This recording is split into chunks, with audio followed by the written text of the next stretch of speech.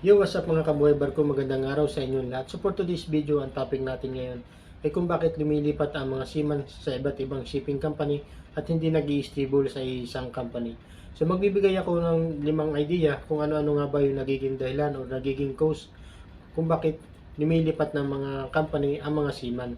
So umpisahan na natin ang video na to. Tara, samahan nyo.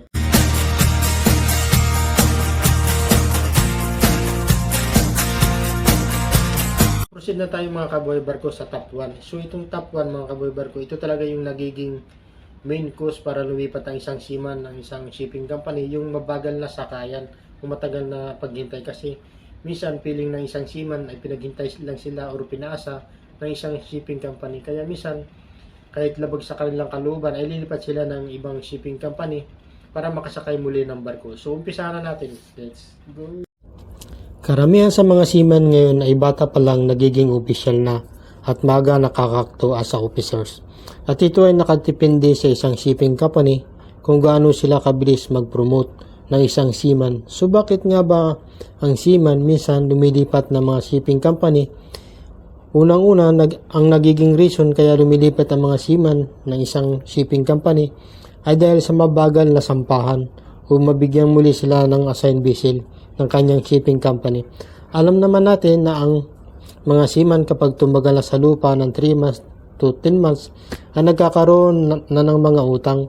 Kaya minsan ang nangyayari kapag ang isang seaman ay humingi ng kanyang next assigned vessel o line-up na tinatawag at wala na ibigay sa kanya ang kanyang shipping company, kahit labag sa kaluban ng isang seaman na maghanap ng ibang company ay wala siya ibang choice kung hindi mag-apply na sa ibang shipping company para makasakay muli.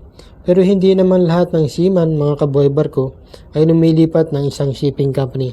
Yung iba ay matyagang naghihintay sa assigned vessel niyang muli at sila yung loyal sa company kung tawagin. So madalas nangyayari itong mga ganitong bagay na matagal ng sampahan kapag ang isang company ay kakaunti ang mga barko o di kaya naman ay madami sila crew na nakatambay at kailangan nila unahin yung mga naunang bumaba. Or minsan, hindi maiiwasan ay andyan yung palakasan system. At kapag hindi ka kilala sa isang company, ay babaliwalain kanila at paghihintayin kanila ng matagal. So, yun lamang mga kabuhay barko, yung top 1. So, pagpuproceed naman tayo sa top 2. So, itong top 2 mga kabuhay barko, ay lagi rin nangyayari. Kahit ako minsan, naghahanap ako ng medyo mataas ang sahod. Kahit sino naman mga kabuhay barko is kaya tayo nagtatrabaho is para sa sahod. So, ang nangyayari kapag may nabalitaan tayo na ay ganito, maganda pala dun sa isang shipping company na yun, medyo mataas ng kunti yung sahod. So, ang mangyayari pagbaba ng isang seaman ay magtatry mag-apply sa shipping company na yun. Kasi ganoon naman ang rotation namin mga seaman kapag may nabalitaan is mag-a-apply at magtatry sa shipping company na yun kapag malaki ang sahod. So, let's go. Umpisa na natin to.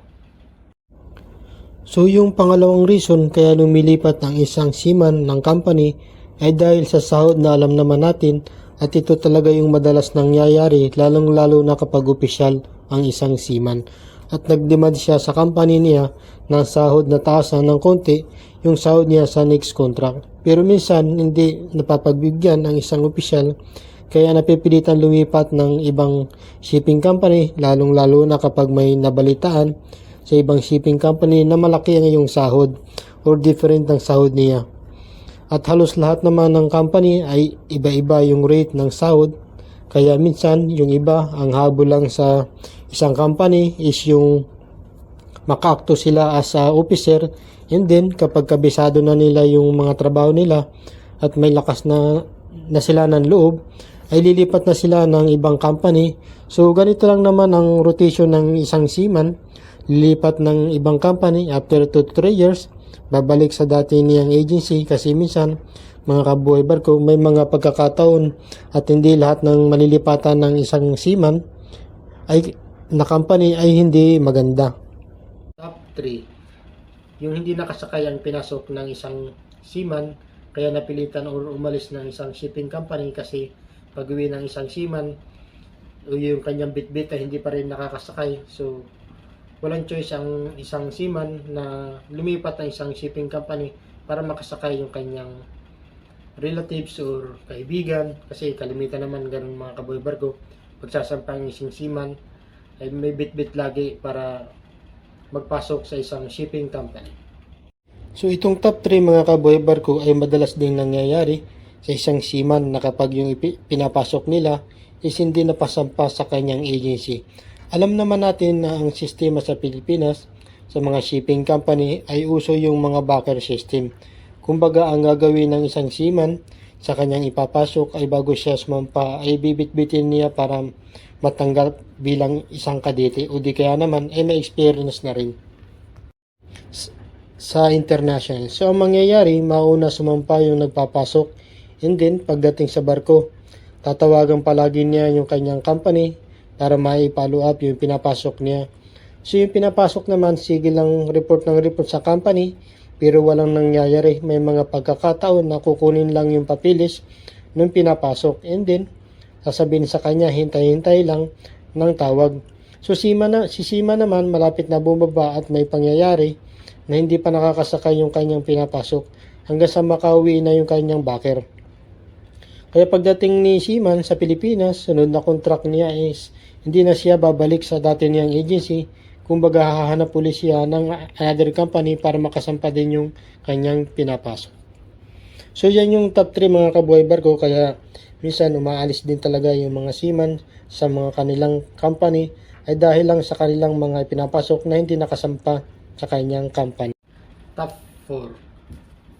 Hindi maganda ang sistema ng isang shipping company. So kadalasan mga kabuhay barko, lagi din namin hinahanap itong magandang sistema ng isang shipping company kasi kahit sino naman, kahit sa mga land base is o ordinaryong tao is naghahanap ng magandang sistema ng isang company. At normal naman sa ating mga Pilipino yan o kahit sinong mga nagtatrabaho dyan ay hinahanap yung magandang sistema ng isang company para sa magandang benefits para sa kanyang sarili. So umpisa na natin ang top 4 mga kabuhay barko. Kadalasan sa mga seaman ay naghahanap ng mga shipping company na swak para sa kanila. Yun bang pwede na sila mag-stay ng matagal hanggang sila ay nagretiro na. O di kaya naman ay yung maganda ang sistema na kahit medyo kakaunti ang mga barko at medyo mabagal ang sampahan, basta ang sistema ng isang company ay maganda at maayos. Lalong-lalo na kapag maganda ang benefits para sa isang seaman. So itong top 4 kaya nakakaisip lumipat ng isang seaman is kapag yung company na napunta niya ay hindi maganda ang sistema, like palakasan system, matagal ang sampahan, mahigpit ang medical clinic, tipid sa food pagdating sa barko, o di kaya naman ay marami mga papilis. So kadalasan, ang mga lumilipat sa mga ganitong pagkakataon is yung mga officer. So itong mga nabanggit ko is ilan lamang sa mga ayaw ng mga seaman sa isang shipping company, kaya nakakaisip lumipat ng ibang company. Kadalasan kapag ganitong pangyayari, ay mga officer talaga ang number 1 lumilipat ng ibang shipping company.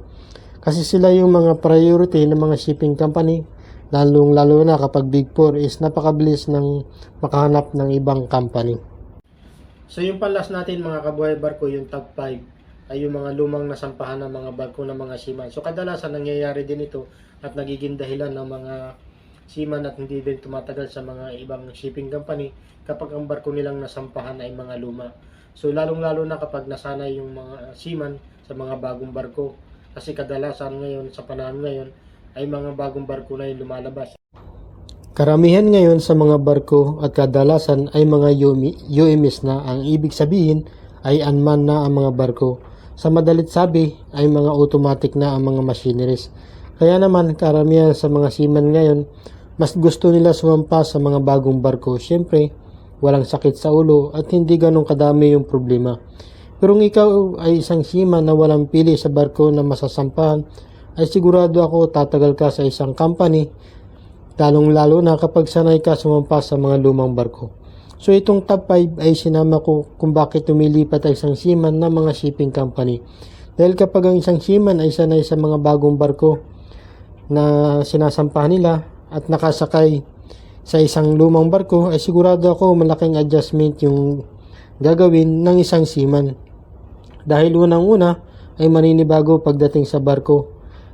Lalo na kapag taga-engine department dahil ang machineries ay mga manual system.